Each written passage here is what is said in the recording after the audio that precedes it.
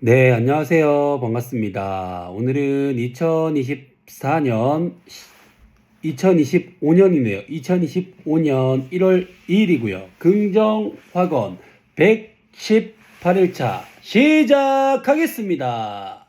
오늘은 욕심이 과하면 화를 부른다에 대한 주제로 여러분들과 한번 공유 드려보도록 하겠습니다. 지금 제가 학원을 한 2년 6개월 이상 운영을 하면서 의류 업체를 여러 번 바꿨는데 최근에 바꿨던 그 업체에서 그 영업사원이 응대를 했었다 보니까 아무래도 그 실적에 따라서 인센티브를 받아간다는 거를 오늘 처음 알게 되었습니다. 이제 그러다 보니 참 열정적으로 애살 있게 저를 응대를 해줬던 부분들은 너무나 좋으나 너무 이제 본인의 욕심이 과하다 보니까 이 업무의 과부하로 인해서 본인이 일을 다 쳐내지 못하는 상황이 발생이 되면서 굉장히 이 사실 2, 3주 정도 굉장히 짜증이 났었습니다. 그리고 그 업체를 거래를 안 해야 되겠다라는 그 생각이 들 정도였고, 그런 생각을 저는 이 의류업체 거래를 하면서 저는 처음 들었었거든요. 근데 그게 자칫 잘못하다가는 이게 브랜드가 뭔가 문제가 되게 많은 곳이구나. 저는 그렇게 생각을 했는데, 이제 브랜드에는 크게 문제가 없었고, 그 이제 응대하시는 분의 결국 욕심으로 인해서 모든 게 다 일처리가 엉망이 되었던 그런 상황이었습니다. 이제 그러다 보니까 오늘 다른 담당자분하고 통화를 하면서 그거를 수습하느라고 굉장히 많이 고생을 하시는 부분들을 봤는데, 여기서 이제 배웠던 것이 너무 욕심을 내가 하지 못하는 영역까지 돈을 많이 벌고 싶어서 과하게 하게 되면 오히려 안 하니만 못하게 되는 그런 상황이 발생을 합니다. 예를 들면 내가 할 수 있는 매출의 폭이 한 500만 원이라고 가정을 하면은 한 400에서 500 정도를 하면서 차라리 이들을 잘 관리해서 꾸준하게 거래를 할 수 있게 하는 게 좋지. 이게 내가 500만 원밖에 못 하는데 1,500만 원, 2천만 원, 3천만 원을 해서 내가 돈을 많이 벌겠다고 여러 업체를 이렇게 문어다리식으로 하게 되면 서로 사실 피해를 주게 되는 거거든요.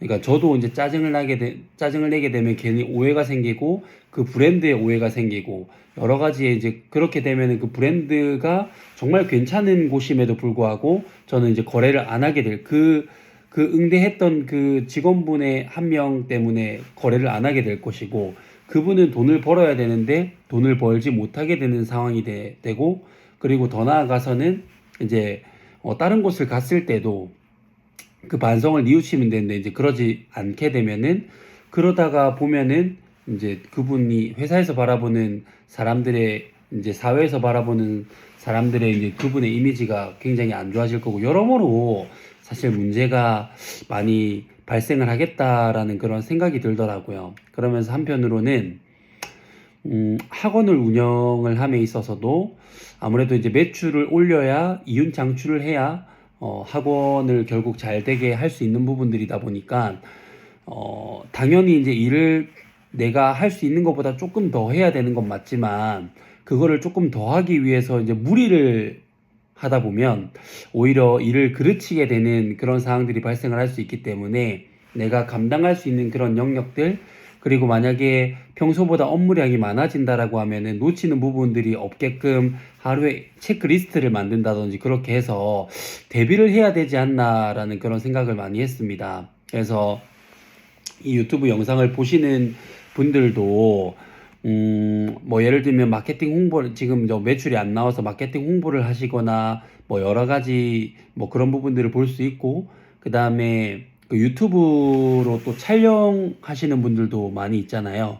유튜브로 이렇게 촬영을 하시면서 이제 손님들을 끌기 위해서 이렇게 또 막 그 송출 마케팅 쪽으로 하시는 분들이 있는데, 내가 준비가 되어 있지 않고 그 수많은 인파들이 몰렸을 때 내가 쳐낼 수 있는 그런 준비가 되어 있지 않다라고 하면은 내가 한 달에 1,000만 원 정도 매출을 하고 있는데 갑자기 그 유튜브 방송 마케팅 때문에 뭐 3,000만 원, 4,000만 원 정도를 해서 이윤 창출을 많이 한다고 한들 그건 오히려 안 하니만 못하게 되는 일을 그르치게 되는 그런 상황이기 때문에 당장에 힘들지라도 내가 눈앞에 있는 1,000만 원 정도 매출을 일으켜주는 그 분들에게 집중을 하다 보면 1,500만 원, 2,000만 원씩 서서히 올라갈 거니까 오히려 그렇게 내가 얼마만큼 일을 쳐낼 수 있는지를 명확하게 한번 점검해 보시는 게 어떨까라고 생각을 합니다. 저는 오늘 여기까지고요. 유튜브 보시는 분들도 한번 내가 내 욕심 때문에 일을 그르친 적은 없는지 한번 되돌아보시면 좋겠습니다. 첫 번째, 나는 나 자신을 사랑한다. 나는 나 자신을 사랑한다. 나는 나 자신을 사랑한다. 두 번째, 나는 내가 좋다. 나는 내가 좋다. 나는 내가 좋다. 세 번째, 나는 무한한 잠재 능력을 가지고 있다. 나는 무한한 잠재 능력을 가지고 있다. 나는 무한한 잠재 능력을 가지고 있다. 네 번째, 매일매일 성장하고 감사하는 삶을 살아간다. 매일매일 성장하고 감사하는 삶을 살아간다. 매일매일 성장하고 감사하는 삶을 살아간다. 다섯 번째, 나를 구하는 유일한 길은 세상을 이롭게 하는 것이다. 나를 구하는 유일한 길은 세상을 이롭게 하는 것이다. 나를 구하는 유일한 길은 세상을 이롭게 하는 것이다. 여섯 번째, 나의 정체성은 연봉 2억 원을 받는 풋살 아카데미 경영자다. 나의 정체성은 연봉 2억 원을 받는 풋살 아카데미 경영자다. 나의 정체성은 연봉 2억 원을 받는 풋살 아카데미 경영자다. 일곱 번째, 정풋살 아카데미 선수반 100명 달성했다. 정풋살 아카데미 선수반 100명 달성했다. 정풋살 아카데미 선수반 100명 달성했다. 여덟 번째, 정풋살 아카데미 매출 5천만 원을 달성했다. 정풋살 아카데미 매출 5천만 원을 달성했다. 정풋살 아카데미 매출 5천만 원을 달성했다. 아홉 번째, 정풋살 아카데미는 대한민국 최고의 유소년 풋살 클럽이다. 정풋살 아카데미는 대한민국 최고의 유소년 풋살 클럽이다. 정풋살 아카데미는 대한민국 최고의 유소년 풋살 클럽이다. 열 번째, 땅 5,000평 규모의 부동산 가치 100억 원의 규모를 가지고 있는 풋살 브랜드 풋살이즈 라이프 사업체를 운영하는 사업가가 됐다. 땅 5,000평 규모의 부동산 가치 100억 원의 규모를 가지고 있는 풋살 브랜드 풋살이즈 라이프 사업체를 운영하는 사업가가 됐다. 땅 5,000평 규모의 부동산 가치 100억 원의 규모를 가지고 있는 풋살 브랜드 풋살이즈 라이프 사업체를 운영하는 사업가가 됐다.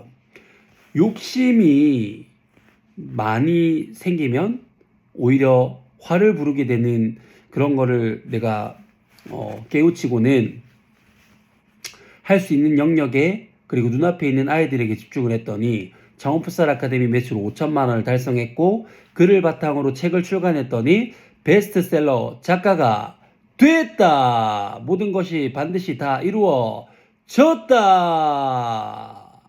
감사합니다.